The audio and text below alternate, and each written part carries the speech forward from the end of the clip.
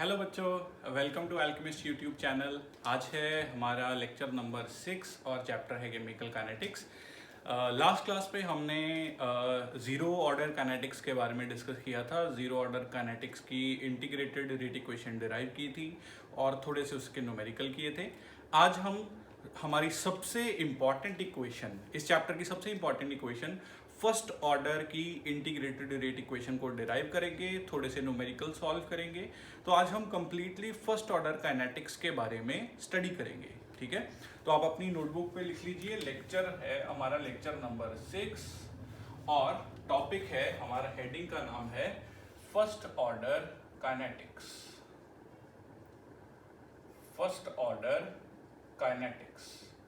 Basically हम first order के बारे में सब कुछ स्टडी करेंगे। तो जैसे हमने लास्ट क्लास में किया था कि हमने एक रैंडम इक्वेशन मान ली थी कि कोई रिएक्टेंट है ए, उससे बना product.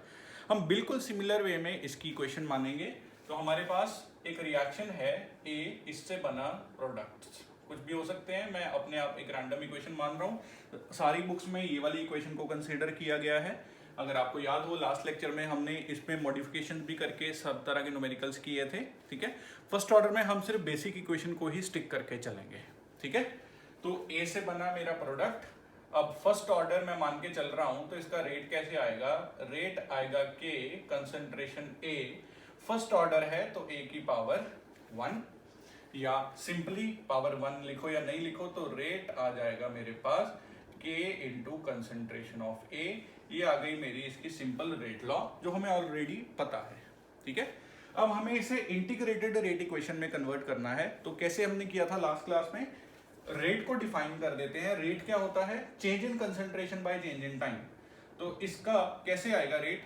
Change in concentration by change in time, d A by d t, और माइनस क्यों लगाया? क्योंकि ये रिएक्टेंट है, equals to k into concentration of A, ठीक है। अब इंटीग्रेट करने से पहले सब एक तरह की चीजों को एक साइड पे ले आएंगे। जैसे ये ए है तो इधर डी है, तो डी और ए को इकट्ठा कर लेंगे, ए नीचे आ जाएगा, डी टी उधर चला जाएगा, तो माइनस डी ए बाई ए आ जाएगा के डी टी के बराबर, ठीक है। अब क्या करूंगा? अब मैं इन्हें इंटीग्रेट कर दूंगा। Integrate both sides, integrate both sides. क्या आएगा इंटीग्रेट करने के बाद? देखिए लेफ्ट साइड में minus D A by A, limit क्या रहेगी? आपको याद होगा कल हमने लिमिट ली थी इनिशियल कॉन्सेंट्रेशन ए नॉट से लेके कॉन्सेंट्रेशन ए तक, बिल्कुल सेम लिमिट लेंगे हम। हमारी लिमिट है ए नॉट से लेके ए तक। दूसरी तरफ इंटीग्रेशन ऑफ के डी टी, अब के तो कांस्टेंट है तो ये तो बाहर आ जाएगा। टाइम की लिमिट कहां से आएगी? कल की तरह 0 से लेके टी तक, ठीक है। अब लास्ट लेक्चर में हमने सिंपली यहाँ पे डीए का इंटीग्रेशन किया था। तो डीए का इंटीग्रेशन होता है ए, जैसे डीएक्स का इंटीग्रेशन होता है एक्स, लेकिन यहाँ पे डी ए बाई ए है या फिर डी एक्स बाई एक्स है ना। तो अगर आपको नहीं पता तो मैं बता देता हूं कि डी एक्स बाई एक्स की इंटीग्रेशन क्या होती है। डी एक्स बाई एक्स की इंटीग्रेशन होती है लॉग बेस ई एक्स, या फिर आप इसे लिख सकते हैं 2.303 लॉग बेस 10 एक्स, जिसे हम सिंपली लॉग ऑफ एक्स लिखते हैं। तो जब भी dx बाय x की इंटीग्रेशन आएगी तो वो आपको लिखना है log बेस ई एक्स। लॉग बेस ई एक्स को ln(x) भी बोलते हैं, या फिर 2.303 log ऑफ x भी बोलते हैं। हम ये वाला यूज करेंगे क्योंकि हमें सॉल्व करने हैं। हम सारे लॉग, हम जो लॉग टेबल भी देखते हैं वो log बेस 10 देखते हैं, तो इसलिए हम log बेस 10 वाला उठाएंगे, ठीक है। तो da बाय a यानी कि dx बाय x, बिल्कुल इसकी इंटीग्रेशन क्या आएगी? 2.303 log of A, minus sign आगे है, लिमिट कहां से कहां तक है? ए नॉट से लेके ए तक, ठीक है। के कांस्टेंट है, रेट कांस्टेंट बाहर आ गया। dt की इंटीग्रेशन क्या होगी? dt की इंटीग्रेशन होगी t, कहां से कहां तक? 0 से t तक। आई होप आपको सारा समझ आ रहा होगा। अब ये तो कांस्टेंट है, इसको बाहर निकाल लेते हैं, तो ये आ गया माइनस 2.303। अब देखो कैसे लिमिट फिल करते हैं? पहले upper limit minus lower limit, तो ये आ जाएगा log of A minus log of A not, ठीक है, इक्वल्स टू के अपर लिमिट टी माइनस 0, तो 0 तो निगलेक्ट हो गया, तो सिंपली के टी बच गया। पूरा पॉइंट आपको समझ में आ रहा है, ठीक है।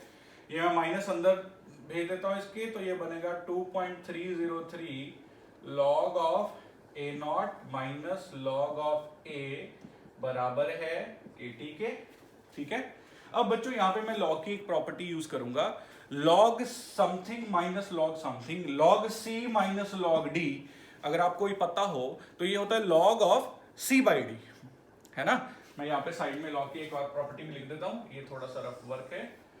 लॉग की ये प्रॉपर्टी भी होती है, ये शायद आपने +1 में पढ़ा हो, कि जब भी लॉग, मान लो log x minus log y है मेरे पास, तो log of x by y बन जाता है। प्लस में उल्टा है, अगर मैं log of x plus log of y लिखूं तो ये log of x into y बन जाता है। अब यहां पे भी log of A naught minus log of A है, तो ये क्या बन जाएगा, log of A naught by A. एक दो लॉग की जगह एक लॉग रह गया, और जो पहले है उसको ऊपर रखा, जो बाद में है उसको डिवाइड करके नीचे रखा। ये लॉग की प्रॉपर्टी है, इक्वल्स टू के टी। और ये हमारे पास बन गई फाइनल इक्वेशन। या इसे अगर मैं थोड़ा मॉडिफाई करके लिखूं यहाँ पे, तो देखिए के दूसरी तरफ चला गया, टी बच गया, तो टी आ गया 2.303 बाय के log of A naught by A. ये बन गई मेरी integrated rate equation for first order kinetics, for first order reaction. पूरा आपको समझ में आया? ठीक है, बिल्कुल हमने कल के लेक्चर की तरह एक फर्स्ट ऑर्डर की इक्वेशन कंसीडर की, उसे रेट को ओपन अप किया, फिर इसे इंटीग्रेट किया, लिमिट्स को फिल किया, और हमारे पास फाइनल इक्वेशन आ गई। हालांकि हमारे सिलेबस में सिर्फ फर्स्ट ऑर्डर काइनेटिक्स की इंटीग्रेटेड रेट इक्वेशन तक ही है, लेकिन सेकंड और थर्ड भी बिल्कुल इसी तरीके से कर सकते हैं आप, अगर आप खुद से करना चाहते हैं। इनफैक्ट मैं आपको करवा जरूर दूंगा, लेकिन मैं चाहता हूं आप एक बार खुद से ट्राई करें। यहाँ पे क्या आ जाएगा, के ए का स्क्वायर आ जाएगा, ये बिल्कुल ऐसे ही रहेगा, सब ए स्क्वायर आ जाएगा, d x into x raise to power n की प्रॉपर्टी आप उसे यूज कर सकते हैं, इंटीग्रेट कर सकते हैं। ठीक है, आपको ये पूरा पॉइंट समझ में आया? ये हमारी फाइनल इक्वेशन है, इसको आपको याद रखना होगा। टाइम इज 2.303 बाय के है rate constant, log of initial concentration bye concentration at time T. अगर आपको कल याद हो, कल जीरो ऑर्डर में हमने क्या इक्वेशन बनाई थी, time equals to A naught minus A by K. यहां पे क्या है, टाइम इक्वल्स टू 2.303 बाय के log of A naught by A. तो ये दो इक्वेशंस हमें याद रखनी है। अगर आप चाहते हैं तो साइड में एक बॉक्स बना के ये लॉग की और ये दोनों तीनों फॉर्मूले भी लिख सकते हैं आप, लॉग की प्रॉपर्टी भी आ जाएगी इसमें, और ये तीन अलग से आपको याद, ये बहुत हेल्प करेंगे आपको फिजिक्स में भी, बहुत सी जगह पे जब जहां भी आप इंटीग्रेशन करेंगे या लॉग को यूज करेंगे, ये तीनों फॉर्मूले बहुत हेल्प करेंगे आपको। अदरवाइज फर्स्ट ऑर्डर काइनेटिक्स की फाइनल इंटीग्रेटेड इक्वेशन ये बनी हमारे पास। ठीक है, आप एक बार यहां तक नोट कर लो बच्चों प्लीज।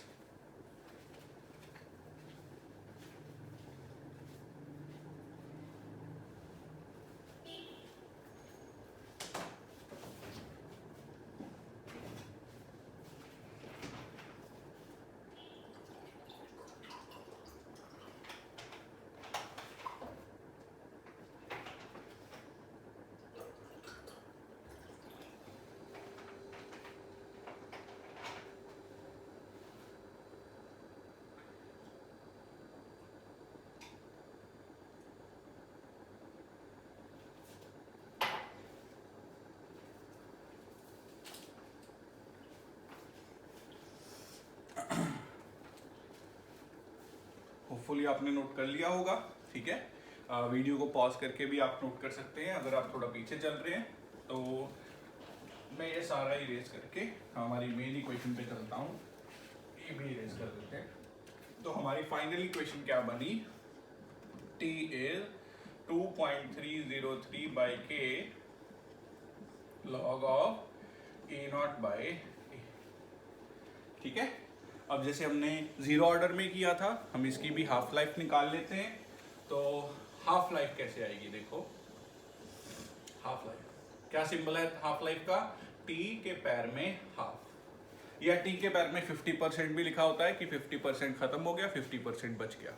ठीक है, कैसे निकालेंगे बच्चों, देखो टाइम है 2.303 by K log of A naught bye concentration. अब अगर हाफ लाइफ है तो टी का सिंबल टी हाफ हो जाएगा। 2.303 तो कांस्टेंट है, के एक कांस्टेंट है, लॉग ऑफ, मैं इनिशियल को ए नॉट ही मान के चलता हूं। अब अगर 50% खत्म हो गई तो बची हुई कंसंट्रेशन भी तो 50% हुई। किसकी 50% हुई? जितना स्टार्टिंग में था, यानी कि ए नॉट। तो यहां पे बचा हुआ कंसंट्रेशन ए, ये होगा 50% ऑफ ए नॉट। पॉइंट समझे कि नहीं समझे? ए क्या होता है? कितनी कंसंट्रेशन रह गई? हम क्या निकाल रहे हैं? हाफ लाइफ, यानी कि हाफ कंसंट्रेशन खत्म हो चुकी है तो हाफ बच गई। अब अगर हम ए नॉट से शुरू करें, ए नॉट की 50% खत्म हो गई तो 50% बच गई।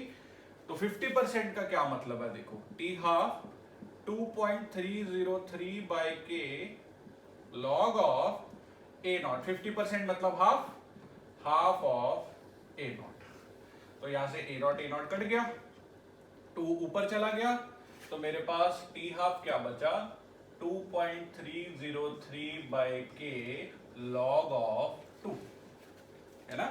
अब जो आपको पता होगा log 2 की फिक्स वैल्यू होती है 0.3010, है ना। तो log 2 है 0.3010, ये है 2.303। इन दोनों को आपस में मल्टीप्लाई करके मेरे पास बचेगा टी हाफ 0.693 बाय के। ये आ गई हाफ लाइफ की final equation for first order reaction. ठीक है, तो टी हाफ 0.693 बाय के।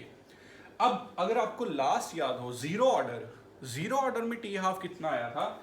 ये देखिए, ये मेरे पास है फर्स्ट ऑर्डर के लिए। अगर मैं जीरो ऑर्डर देखूं तो जीरो ऑर्डर का टी हाफ आया था ए नॉट बाय 2 के। ये है जीरो ऑर्डर वास्ते, है ना।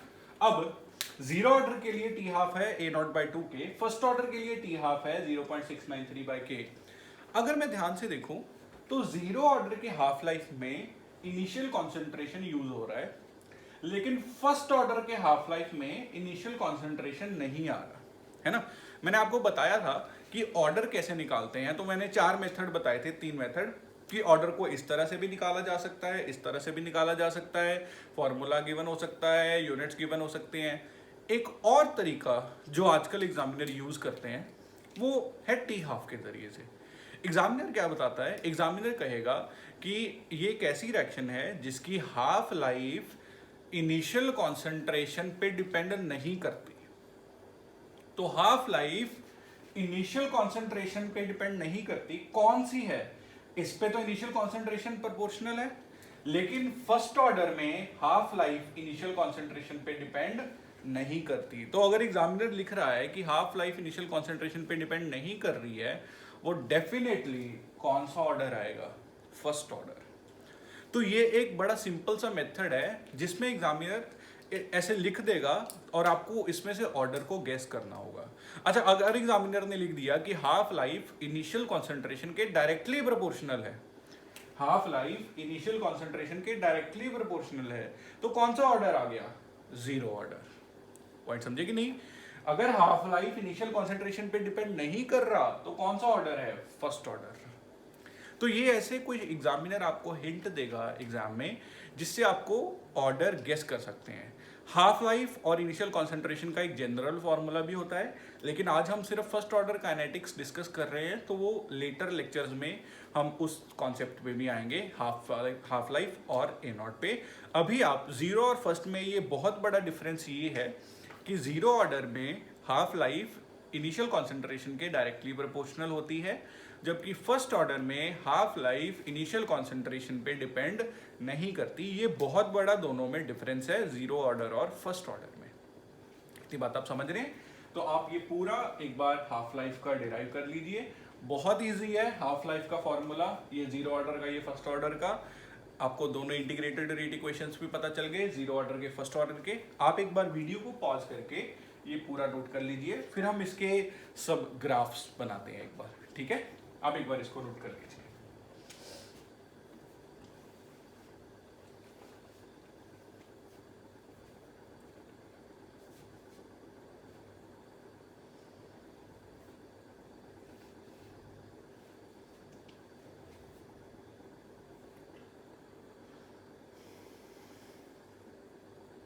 वीडियो को पॉज कर लिया आपने?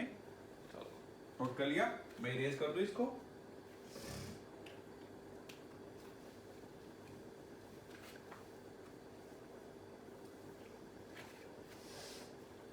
ठीक है बच्चों, तो मेरे पास फर्स्ट ऑर्डर के 3 फॉर्मूले आ गए। ये आ गया फॉर्मूला नंबर 1, ये हम ऑलरेडी बहुत बार पढ़ चुके हैं। ये आ गया formula number 2, integrated rate equation. और एक आ गया फॉर्मूला नंबर 3, हाफ लाइफ कितना 0.693 डिवाइडेड बाय के। ये फर्स्ट ऑर्डर के 3 फॉर्मूलाज आ गए।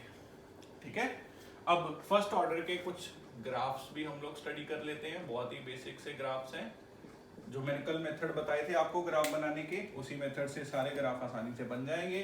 फिर भी एक बार देख लेते हैं हम लोग। चलो पहला ग्राफ बनाते हैं हम रेट और कंसंट्रेशन का। ठीक है, चेक करो कौन सी इक्वेशन यूज करेंगे। मैं नाम दे देता हूं, इक्वेशन नंबर 1 2 3। रेट और कंसंट्रेशन चाहिए, तो रेट और कंसंट्रेशन ना तो इसमें है ना इसमें, इसमें है रेट और कंसंट्रेशन, है ना। क्या था तरीका, आपको याद होगा।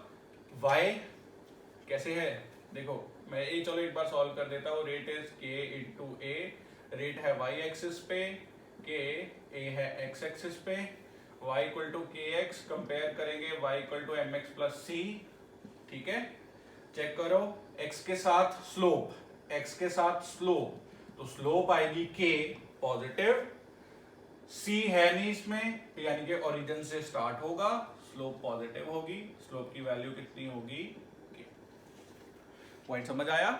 अगर आपको लग रहा है तो कल का लेक्चर जरूर देखें। कल के लेक्चर में मैंने ग्राफ्स आसानी से आराम से एक्सप्लेन किए थे। बहुत बेसिक है, आपको बस इक्वेशन उठानी है, y को y फिल करना है, x को x फिल करना है, और y equal to M X plus C के साथ कंपेयर करना है। x के साथ जो भी मल्टीप्लाई हो रहा है वो स्लोप है, जो बाकी बचा हुआ है वो y इंटरसेप्ट है। अब इसमें बाकी कुछ नहीं था, तो मैंने अपनी तरफ से 0 मान के, यानी कि 0 से स्टार्ट कर दिया।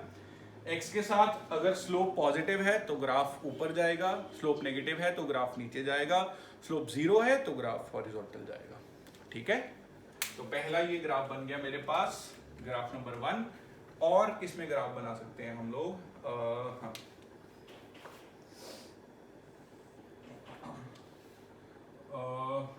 ठीक है, log of A versus time,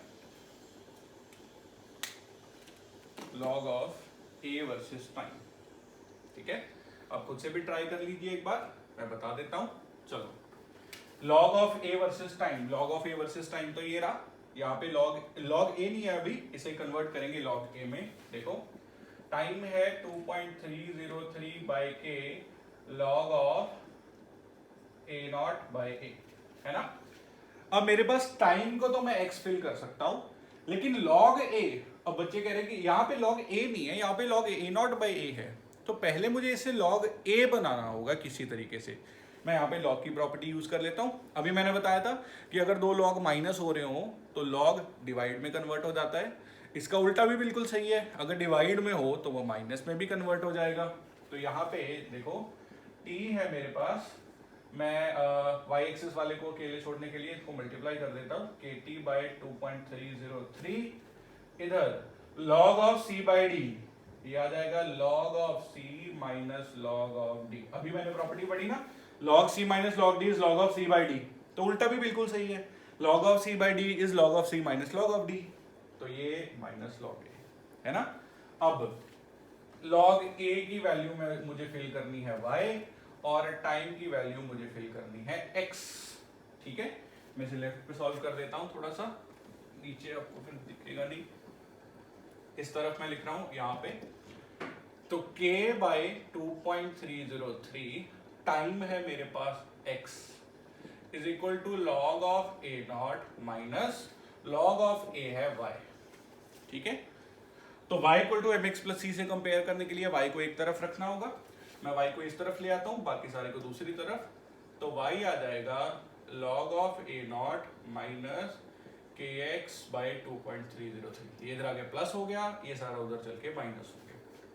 अब कंपेयर करते हैं y equal to M X plus C के साथ। चेक करो, x के साथ है स्लोप, x के साथ है स्लोप, क्या है स्लोप, x के साथ कौन सी चीज है, k भी है, 2.303 भी है और माइनस भी है, तो ये सारा ही स्लोप है। तो स्लोप कितनी आ गई मेरे पास, माइनस के बाय 2.303, ये माइनस ये सारा स्लोप है मेरे पास, है ना।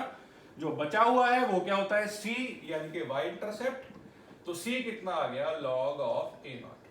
अभी जो मेरे पहले ग्राफ बनाया था उसमें c था 0, तो ओरिजिन से स्टार्ट हो रहा था। अब c है log ऑफ a नॉट, तो log ऑफ a नॉट कोई भी एक पॉइंट मान के वहां से स्टार्ट होगा, ठीक है। स्लोप नेगेटिव है तो नीचे को जाएगा, ये कंफर्म है।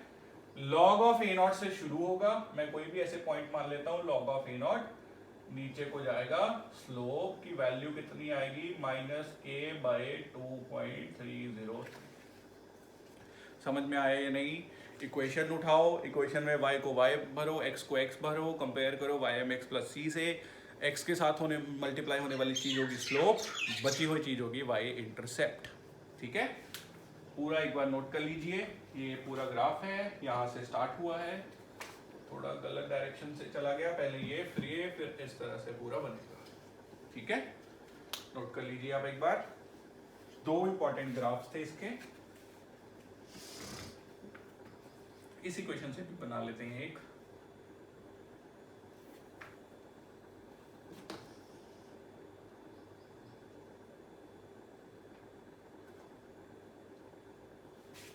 नोट कर लिया आपने, वीडियो को पॉज करके। चलो एक दो ग्राफ और बना लेते हैं इसके। अच्छा, तीसरा ग्राफ देखिए, तीसरा ग्राफ ये मुझे बनाना है log of a dot by a versus time. Equation तो वही यूज होगी, सेकंड वाली। तो टाइम है 2.303 बाय के log of a naught by a। Time x axis है तो x फिल हो गया, 2.303 बाय के। अब देखो log a naught by a सारा ही y है, तो मॉडिफाई करने की जरूरत नहीं है, सिंपली से y बना देंगे, है ना। y अकेला छोड़ना है हमें, तो ये सारा इधर मल्टीप्लाई डिवाइड होके y इज kx बाय 2.303। इससे कंपेयर करेंगे y is mx plus c। देखो x के साथ क्या मल्टीप्लाई हो रहा है, k बाय 2.303, तो यहां से पता चल गया कि स्लोप है k बाय 2.303। y इंटरसेप्ट कितना है, इसके साथ तो सिर्फ x वाली टर्म है और तो कुछ है नहीं, तो y इंटरसेप्ट कितना है, 0। कहां से स्टार्ट होगा, ओरिजिन से। स्लोप कैसी है, पॉजिटिव, तो ओरिजिन से स्टार्ट होगा, ऐसे पॉजिटिव स्लोप है। स्लोप की वैल्यू आएगी k बाय 2.303। लॉजिक समझ में आया आपको, कैसे कर रहे हैं। y को y फिल कर दिया, x को x फिल कर दिया, कंपेयर कर दिया, स्लोप निकाली, y इंटरसेप्ट निकाला, क्वेश्चन खत्म। तो ग्राफ के क्वेश्चन आसानी से हो जाएंगे इस तरह से। नोट कर लो, वीडियो को पॉज कर लिया करो थोड़े थोड़े टाइम बाद, नोट करते जाओ, ठीक है।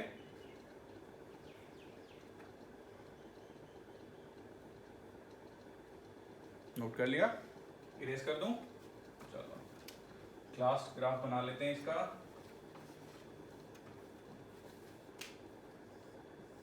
T half versus A not first order के लिए।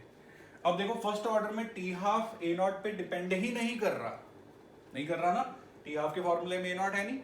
इसका मतलब ए नॉट जितना भी चेंज होता रहे, टी हाफ की वैल्यू फिक्स रहेगी, ए नॉट पे डिपेंड ही नहीं कर रहा। तो ए नॉट भले ही बढ़ जाए, कम हो जाए, कुछ भी हो जाए, टी हाफ फिक्स है, तो स्ट्रेट लाइन। टी हाफ की वैल्यू वही है, ए नॉट बढ़ रहा है, कम हो रहा है, कहीं भी जा रहा है, टी हाफ की वैल्यू सीधा स्ट्रेट लाइन, बस इसी तरह से। लेकिन जब हमने जीरो ऑर्डर में बनाया था, तो जीरो ऑर्डर में टी हाफ और ए सीधा प्रोपोर्शनल थे, तो वो ओरिजिन से स्टार्ट हो गए, इस तरह से अपवर्ड स्लोप ग्राफ बन रहा था। तो ये दोनों में बहुत बड़ा डिफरेंस है। ऑब्जेक्टिव में आपको ये भी आ सकता है कि which of the following graph represent the first order kinetics. तो फर्स्ट ऑर्डर काइनेटिक्स में टी हाफ और ए नॉट का ग्राफ भी दे सकता है। तो आप टी हाफ अगर ए नॉट पे डिपेंड नहीं कर रहा, तो फर्स्ट ऑर्डर काइनेटिक्स का होगा, ठीक है। आप एक बार इसे भी नोट कर लीजिए, बहुत बेसिक ग्राफ है ये। 4 ग्राफ हो गए हमारे, ठीक है। फर्स्ट ऑर्डर के बारे में 3 इक्वेशंस ड्राइव होगी, टी हाफ की, है ना, और इंटीग्रेटेड रेट इक्वेशन और बेसिक रेट लॉ, ठीक। इसे मैं इरेज कर देता हूँ। अब 1-2 न्यूमेरिकल्स करते हैं ताकि आपको डीपीपी करने में आसानी हो। कल दोपहर 2 बजे कोई एक्स्ट्रा क्लास नहीं होगी। कल दोपहर 2 बजे एक डीपीपी अपलोड होगी इस टॉपिक पे, फर्स्ट ऑर्डर काइनेटिक्स पे। आज इवनिंग में जीरो ऑर्डर काइनेटिक्स पे और पहले जो हमने स्टार्टिंग में रेट किया था उसकी एक डीपीपी अपलोड हो जाएगी व्हाट्सएप ग्रुप पे, ठीक है। चलो इसके मैं 1-2 क्वेश्चंस करा देता हूँ। पहले देखते हैं क्वेश्चन नंबर 1। लिखिए आप अपनी नोटबुक के, find time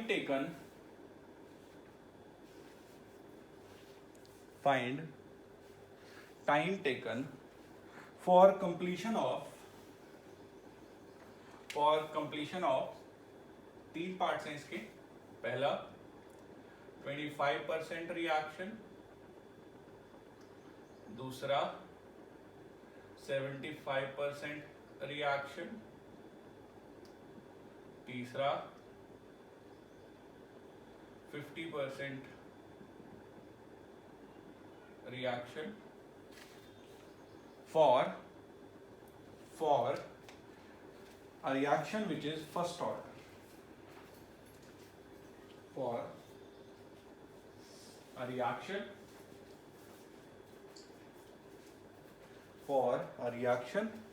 which is first order.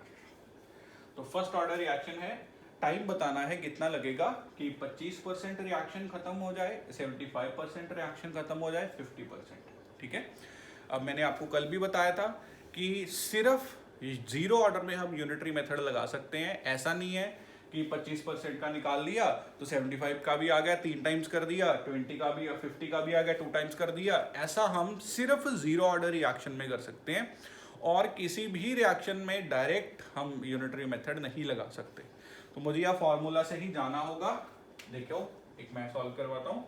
Formula कैसे आएगा? टाइम की क्या इक्वेशन है? 2.303 बाई के लॉग ऑफ जितने से स्टार्ट किया व जितनी बच गई कंसेंट्रेशन, है ना।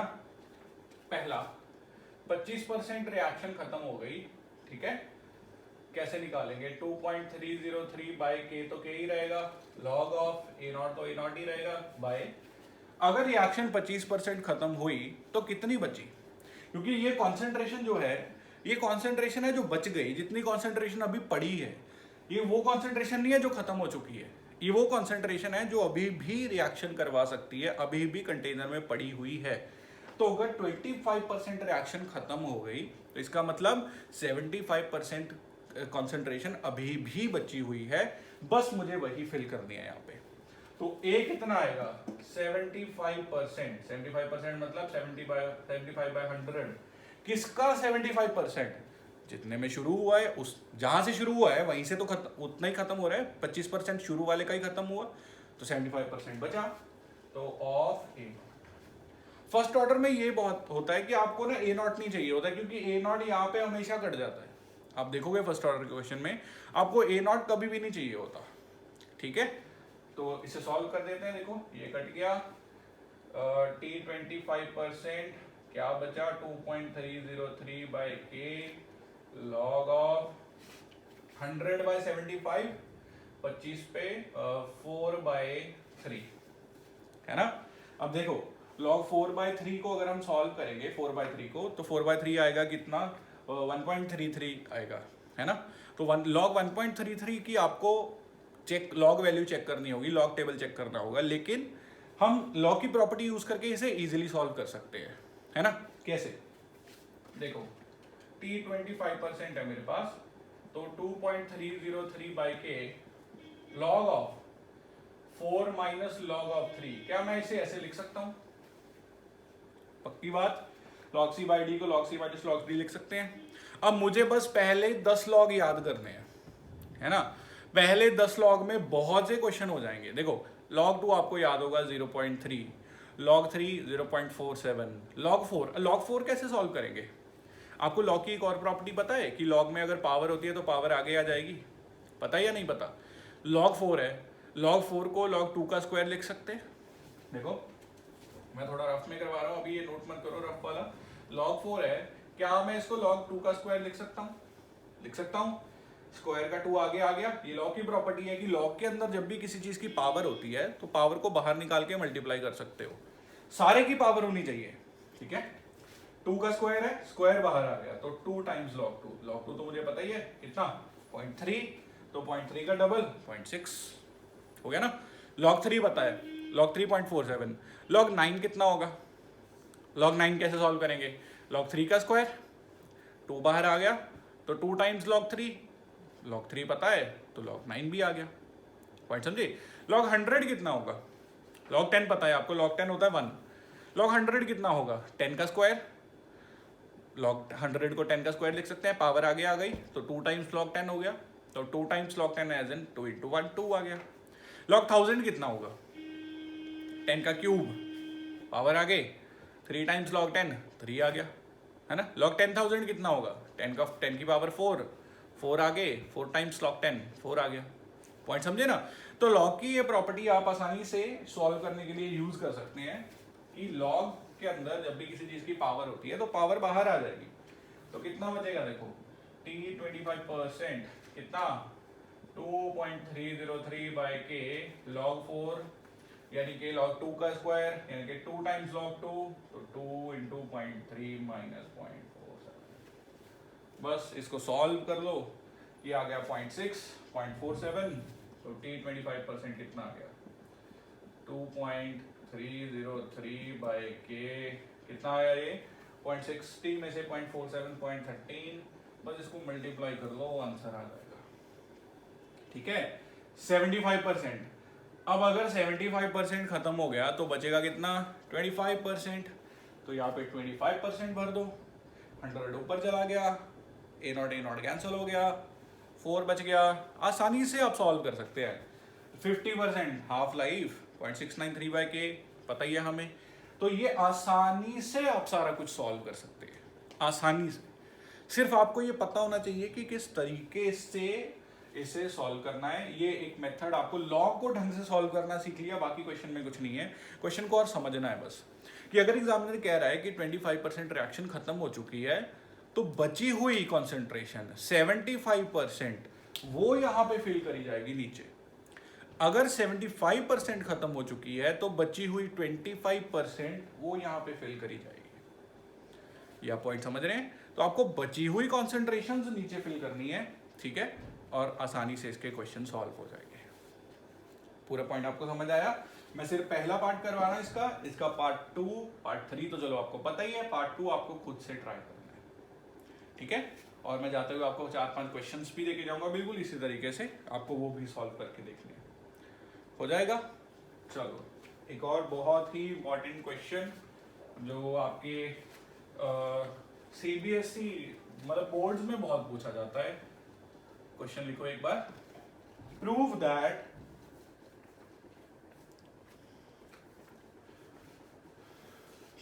That time taken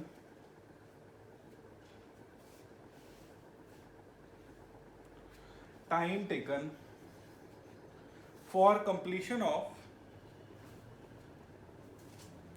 prove that time taken for completion of 99.99% of a reaction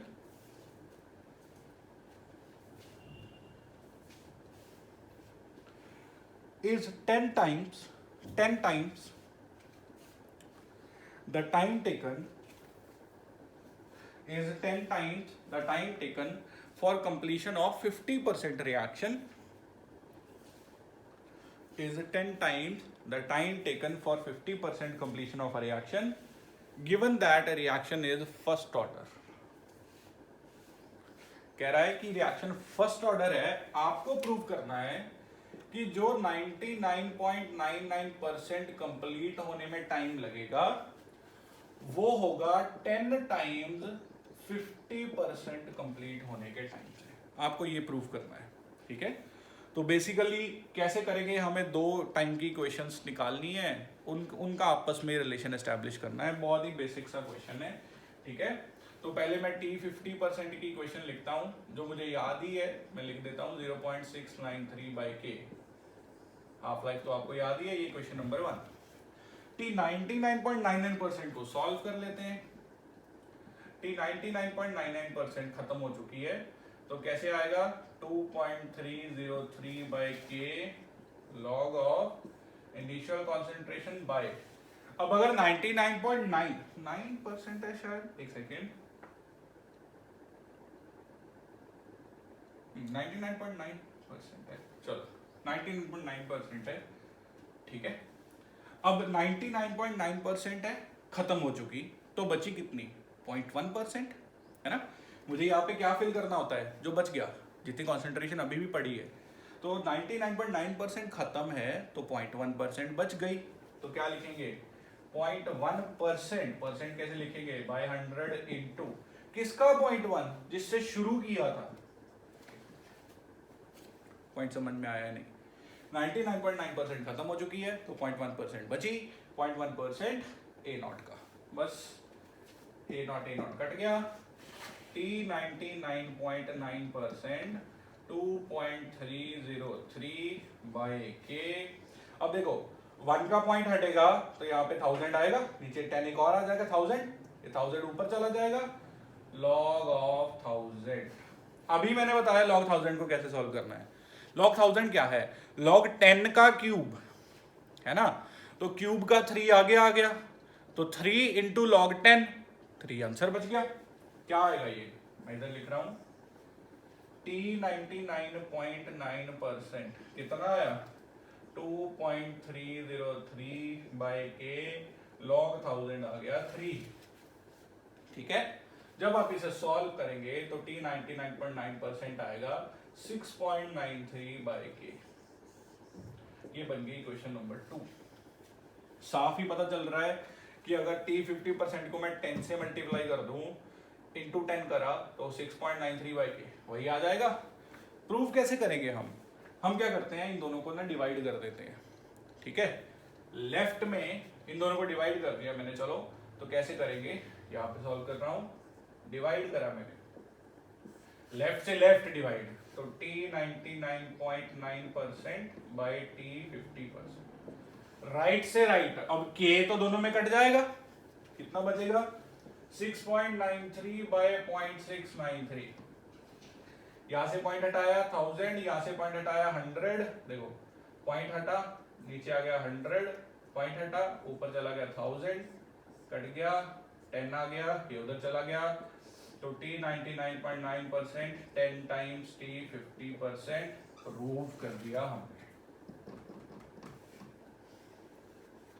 point समझ आया। इस तरह का एक क्वेश्चन और आता है, मुझे उसकी स्टेटमेंट याद नहीं है, उसमें शायद 75% को कुछ प्रूव करना होता है कि 75% इतने परसेंट का 6 टाइम्स है या 7 टाइम्स है, ठीक है। तरीका बिल्कुल सेम है, जो भी उसने प्रूव करने को बोला, आप दोनों टाइम 2 इक्वेशंस बनाओ, दोनों इक्वेशंस को डिवाइड करोगे तो काफ़ी चीज़ें कट के फाइनली जो एग्जामिनर बोल रहा है वैसा कुछ आंसर आ जाएगा, ठीक है। या एक और ऑब्जेक्टिव में क्या आता है, यहाँ पे एक टाइम दे दिया, यहाँ पे एक टाइम दे दिया, यहाँ पे x लिख दिया और बोलेंगे x बताओ, फिर वही तरीका, दोनों टाइम की इक्वेशन उठाओ, डिवाइड करो, x निकाल लो, ठीक है। तो इस तरह से ये इसके फर्स्ट ऑर्डर के क्वेश्चंस चलेंगे, ठीक है। आप ये पूरा नोट कर लीजिए, होपफुली आपको ये समझ आ गया होगा। फर्स्ट ऑर्डर में सबसे बढ़िया बात ये है कि मुझे ए नॉट नहीं चाहिए, क्योंकि फाइनली मुझे पता है कि कैसे ना कैसे करके ए नॉट कट जाता है नीचे, ठीक है। हाफ लाइफ में ए नॉट नहीं चाहिए, ठीक है, ये कैसे भी करके ए नॉट नहीं चाहिए होता, ज़्यादातर ए नॉट कट जाएगा, ठीक है। आपको वीडियो पॉज करके एक बार ये नोट करें, ठीक है।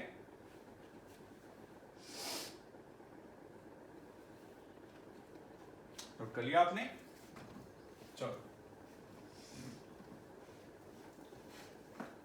अच्छा अगर मान लो एक टाइम दिया हो और दूसरा टाइम निकालना हो, मैं जैसे एग्जांपल देता हूं, एक क्वेश्चन लिखिए आप, मैं चाहता हूं ये आप खुद से ट्राई करो, मैं तरीका बताऊंगा लेकिन आप ये खुद से ट्राई करके देखना, ठीक है।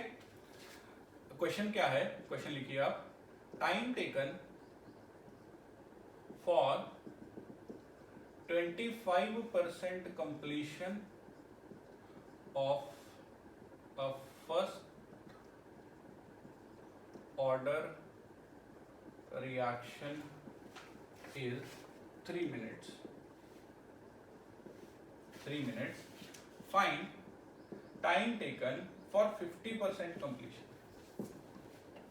मतलब एक टाइम दे दिया, दूसरा टाइम पूछ लिया कि 25% तो 3 मिनट में खत्म हो रही है, 50% कितने में होगी। अब वही अगर ये जीरो ऑर्डर होता तो हम कहते कि 25 3 मिनट में है तो 50 6 मिनट में हो गया, सीधा चल जाता। लेकिन ये फर्स्ट ऑर्डर है तो यहाँ पे हम ऐसे नहीं करेंगे, यहाँ पे हम इसको एक तरीके से निकालेंगे। पहले हम क्या करेंगे, टाइम 25% का निकाल लेंगे। देखो फॉर्मूला बनाएंगे, मैं पूरा सॉल्व नहीं कर रहा, मैं चाहता हूँ आप सॉल्व करें, मैं आइडिया बता रहा हूँ बस। 25% का टाइम कैसे आएगा, 2.303 बाई के लॉग ऑफ 25% खत्म हो गया तो बचा कितना, 75%, है ना। देखो ये सॉल्व हो जाएगा, ये पता है, T 25% पता है 3 मिनट, के आ जाएगा, ये पता है 3 मिनट, ये फिक्स वैल्यू है, लॉग ए नॉट तो कट ही गया, तो 75/100 को बस सॉल्व करना है, पूरी इक्वेशन में से के आ जाएगा। अब अगर 50% निकालना हो तो क्या चाहिए होता है, क्या है फॉर्मूला 50% का, 0.693 बाई के हमने यहां से निकाल लिया था, बस वो के निकाला हुआ यहाँ पे फिल कर दो तो टी 50% आ गया। तो जब भी ऐसे हो ना कि एक टाइम दे रखा है, दूसरा पूछा तो वो, और फर्स्ट ऑर्डर का क्वेश्चन हो, तो सारे क्वेश्चन इसी तरह से चलेंगे कि पहले आपको के निकालना होगा, के निकाल के एक टाइम में से के निकालना है, उसको दूसरे टाइम में बस फिल कर देना है, क्योंकि ये तो कांस्टेंट है। रिएक्शन भले ही 50% कंप्लीट हो, भले ही 70% कंप्लीट हो, भले ही 90% कंप्लीट हो, के तो के ही रहेगा, क्योंकि रेट कांस्टेंट है, ये कांस्टेंट है, इसकी फिक्स वैल्यू है पूरी रिएक्शन के टाइम पे, तो के हमारा वही रहेगा। तो मैंने एक टाइम में से के निकाल के दूसरे टाइम में उसे यूज कर लेना, बस इतना सा काम करना है, ठीक है। तो ये इस तरह के भी क्वेश्चन आपको कल दोपहर 2 बजे जो डीपीपी अपलोड होगी उसमें मिलेंगे।